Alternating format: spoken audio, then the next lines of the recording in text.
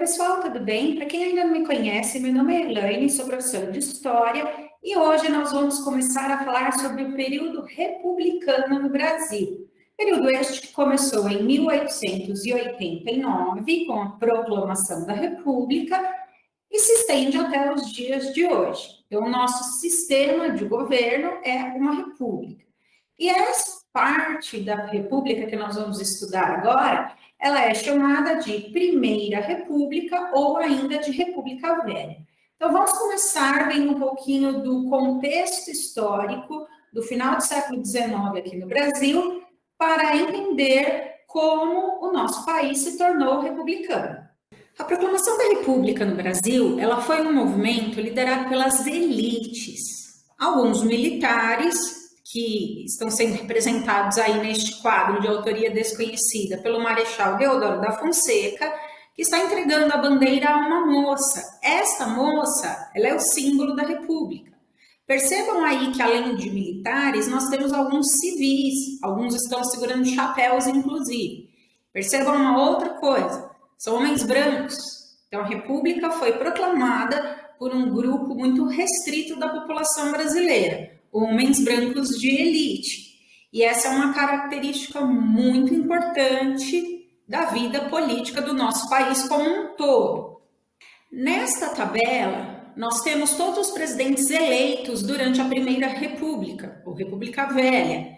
Os nossos dois primeiros presidentes foram dois marechais, o Deodoro da Fonseca e o Floriano Peixoto.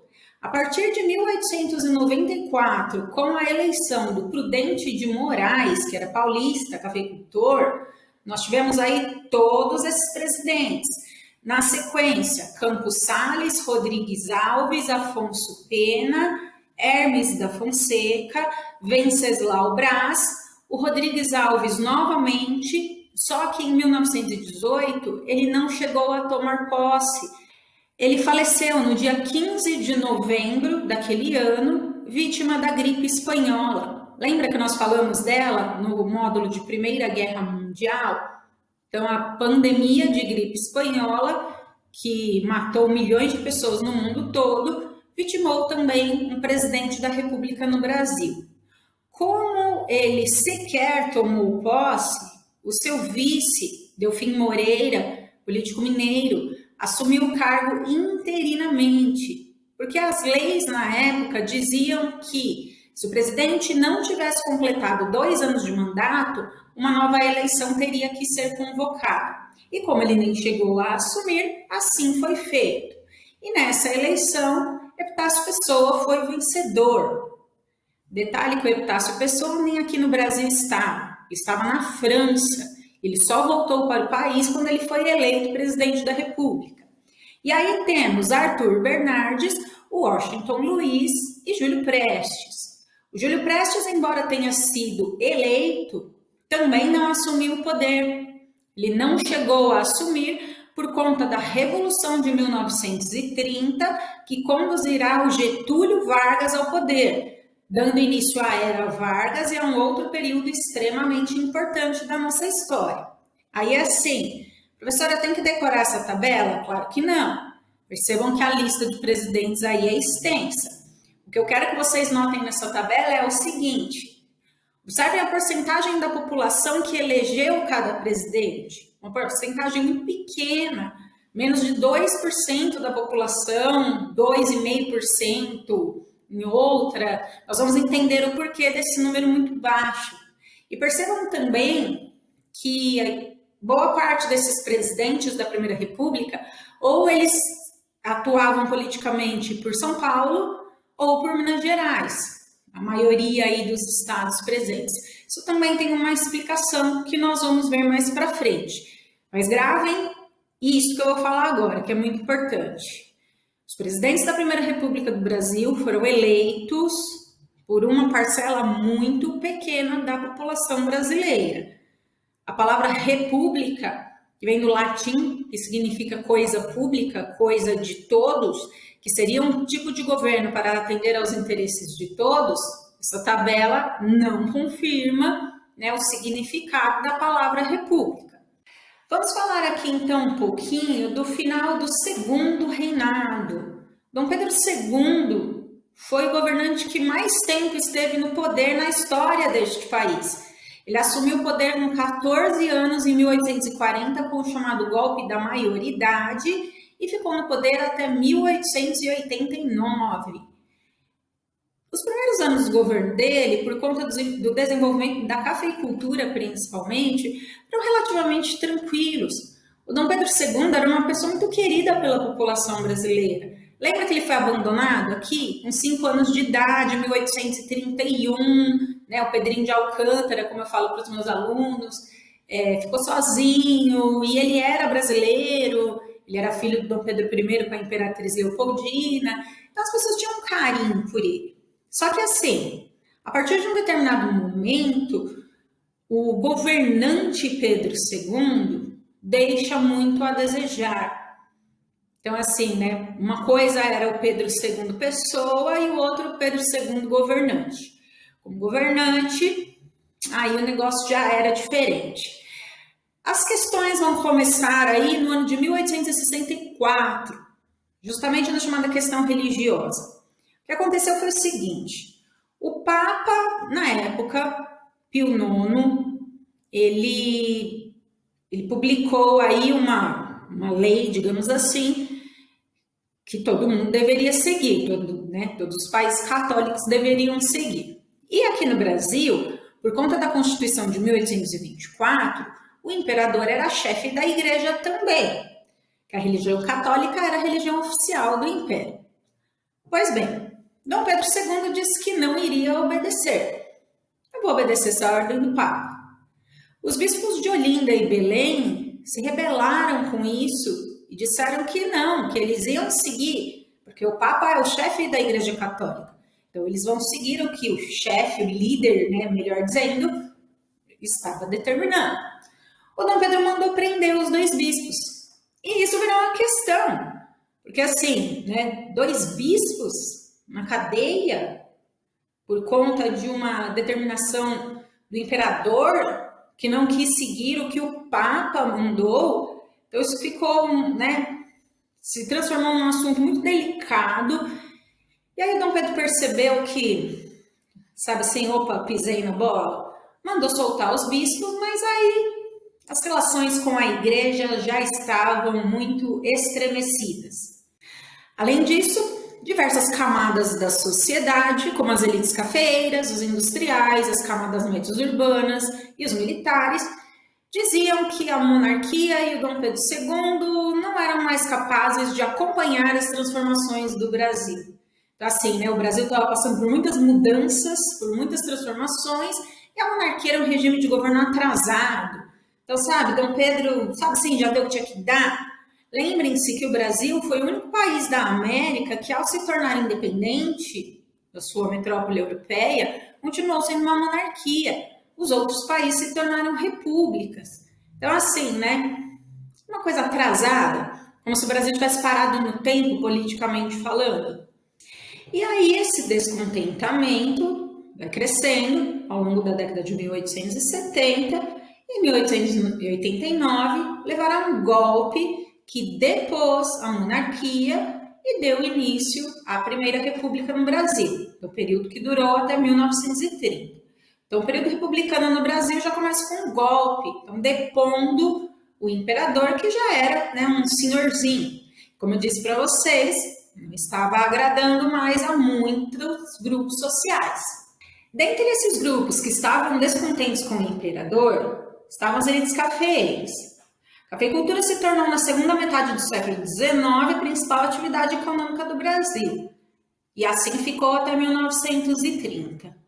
Para as elites cafeeiras, a monarquia impedia a sua expansão econômica.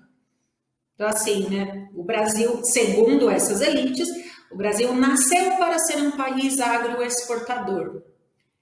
E a monarquia estava atrapalhando isso. Os recursos gerados pela exportação do café fizeram com que essas elites se tornassem riquíssimas, não eram as elites econômicas do país, e também estavam de olho, né, na política, lógico. Se a política atendesse aos seus interesses, seria melhor ainda. E eles não estavam mais concordando, né, com a política de Dom Pedro II. Além disso, os industriais e outros grupos econômicos que exportavam outros produtos que não o café diziam que o governo não dava apoio a eles. Então, nós precisamos de apoio do governo para poder desenvolver as nossas atividades.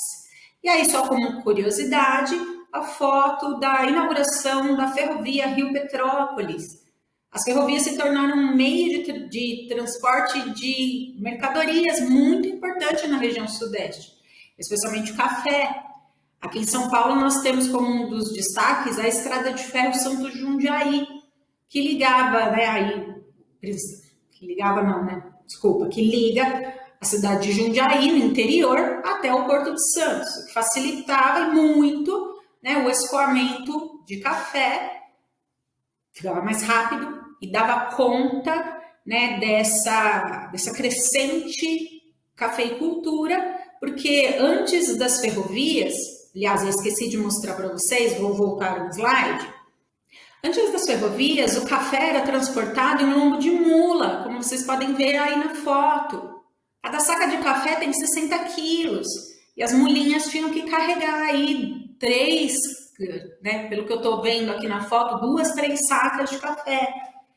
E naquela época, os cafeicultores não tinham os animais, porque as terras deles eram ocupadas, as plantações de café. Então, existiam pessoas que alugavam mulas, alugavam lotes de mulas, que eram compostos por 6 ou 7 animais. E para cada lote de mula, você precisava deslocar um funcionário da fazenda. Agora, pensem no seguinte, vou usar o exemplo da Estrada de Ferro Santos Jundiaí. Antes dela, era em lombo de mula. Para quem mora em São Paulo, talvez tenha mais facilidade de visualizar isso. Você saindo com vários lotes de mula, de Jundiaí até Santos, demora muito. Porque você tem que parar para os animais descansarem, para as pessoas que estão acompanhando também, são funcionários que ficam longe da fazenda, e aí assim, cresce a produção de café, a procura por esse transporte também cresce. Lei da oferta e da procura, os fazendeiros estão procurando mais lotes de mula, vamos subir o preço.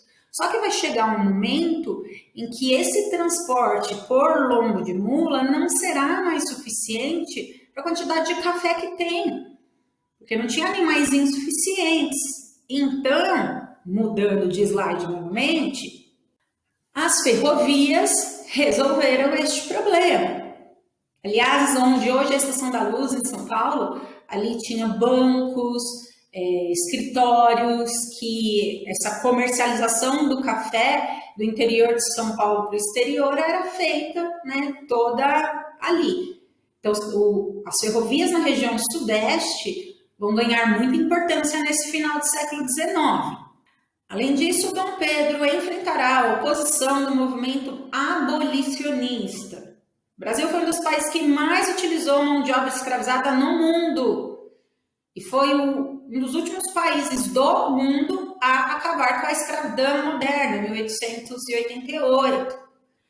Escravizados, ex-escravizados, camadas médias urbanas, alguns militares e alguns cafeicultores apoiavam as ideias abolicionistas. Mesmo porque, para atender às pressões da Inglaterra, que queria acabar com a escravidão, o governo brasileiro começou a publicar uma série de leis que, teoricamente, acabariam com essa escravidão aos poucos, que são o que a gente chama de leis para inglês ver. O negócio é o seguinte, ai, a Inglaterra, que legal, queria acabar com a escravidão. Não. Eles não eram legaizinhos assim, não. Qual era o interesse da Inglaterra? País que já estava na segunda Revolução Industrial. Lembra que a gente falou disso lá no começo do ano. Escravo não recebe salário, certo? Então não consome os produtos ingleses. Os ingleses vendiam de tudo aqui no Brasil. Então o interesse da Inglaterra era que acabasse a escravidão, para que essas pessoas se tornassem trabalhadores assalariados e aí recebendo salário, eles poderiam comprar os produtos ingleses. Em 1850, o governo brasileiro decretou a Lei Eusébio de Queiroz, Lei esta que acabava com o tráfico externo de escravizados, ou seja, não podiam chegar novos navios negreiros com africanos aqui. Por conta disso, então não podem chegar novos escravizados, começou o que nós chamamos de tráfico interno, escravizados que eram vendidos do Nordeste para o Sudeste. Só que, de novo, lei da oferta e da procura. A procura dos escravizados pela mão de obra escravizada aumentou muito. Como a oferta era menor, o preço subiu. Subiu tanto que a escravidão se tornou economicamente inviável.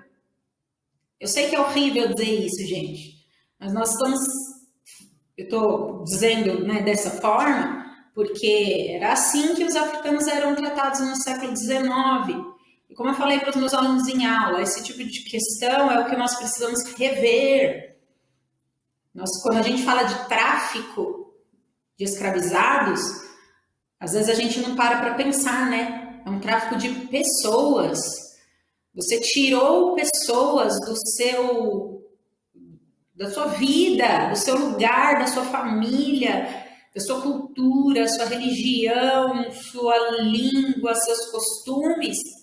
Colocou essas pessoas dentro de navios em condições horrorosas, muitos morriam durante a viagem, e aí essas pessoas chegavam numa terra nova aqui no Brasil, e eles não podiam nem sequer manter o seu nome. Os portugueses rebatizavam esses escravizados, dando a eles nomes portugueses. E aí eles ficavam, né, eles eram distribuídos aí pelas fazendas, né, vendidos, como se fossem objetos, submetidos a condições desumanas.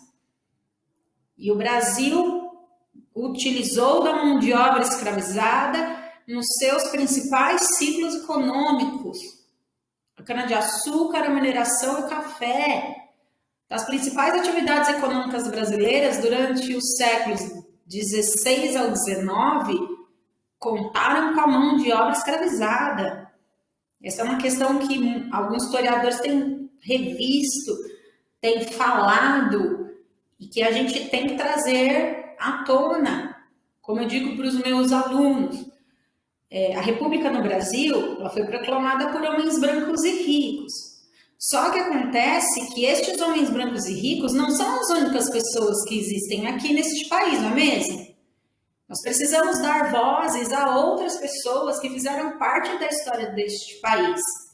Os indígenas que aqui estavam e que foram massacrados pelos portugueses que aqui invadiram, os escravizados que foram tirados da sua terra, da sua família, dos seus costumes, da sua religião, as mulheres, os próprios imigrantes que chegaram no Brasil aqui, né, a partir da segunda metade do século XIX, e que aqui mostra uma foto da hospedaria dos imigrantes em São Paulo, que hoje é o Memorial do Imigrante.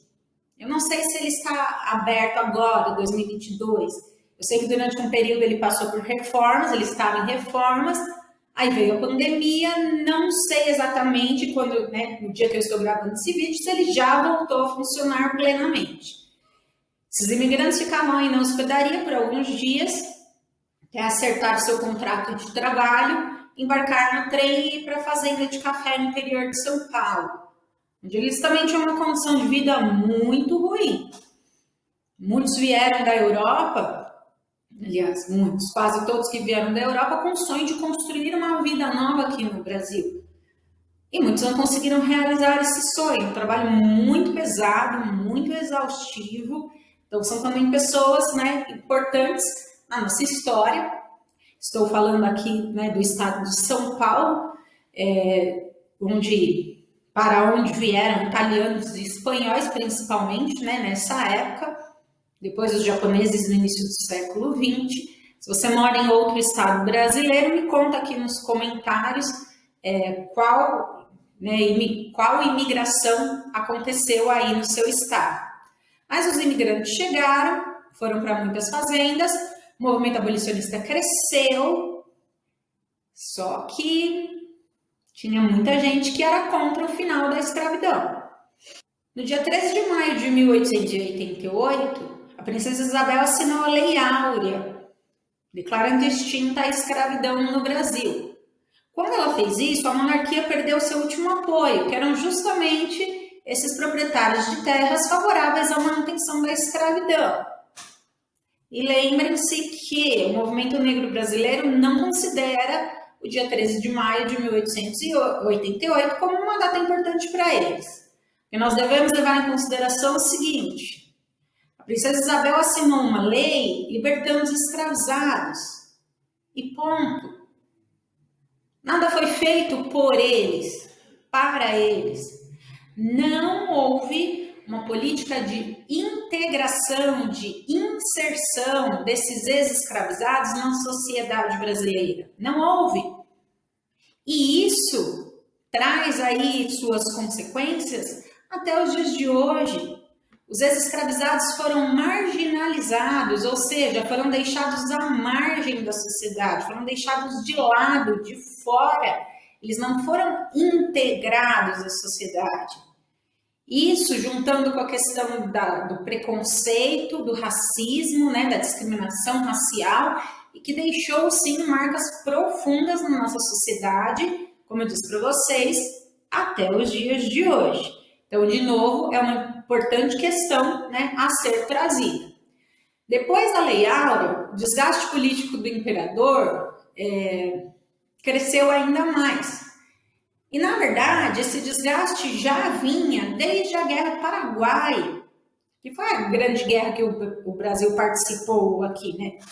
Maior guerra que o Brasil se envolveu. Guerra que durou 5 anos, mas que trouxe, o Brasil, né, se saiu vencedor, porque a Argentina, Brasil e Uruguai lutaram, né, contra o Paraguai, acabaram com o Paraguai. Mesmo com a vitória na guerra, houve o aumento da dívida externa, porque 5 anos de guerra, precisa manter os soldados, tem uma série de gastos, e esse aumento da dívida externa não foi bem visto, né, por muita gente. Os militares reivindicavam uma maior participação na vida política do país e acabaram se aproximando do movimento republicano. Em 1870, inclusive, foi publicado o Manifesto Republicano, assinado por várias personalidades da época, justamente, né, criticando a monarquia e desejando que a república fosse implantada no Brasil. O desgaste político do imperador aumentava cada vez mais. Estamos aí já no ano de 1889. Neste ano vão acontecer várias outras coisas que levarão ao fim definitivo da monarquia no Brasil. Mas esse assunto a gente vê no próximo vídeo.